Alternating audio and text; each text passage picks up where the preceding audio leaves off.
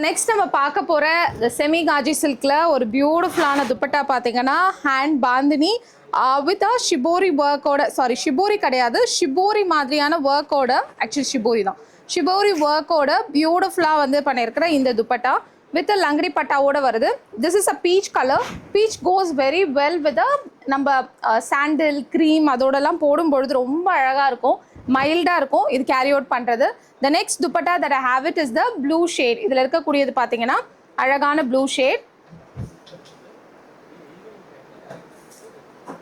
So here is the blue shade. இதில் பார்த்தீங்கன்னா பியூட்டிஃபுல்லாக எக்ஸ்க்ளூசிவாக, ஆஸ் ஐ செட், ஒரு பீசஸுமே ரொம்ப எக்ஸ்க்ளூசிவான வந்து பீசஸாக இருக்கும்.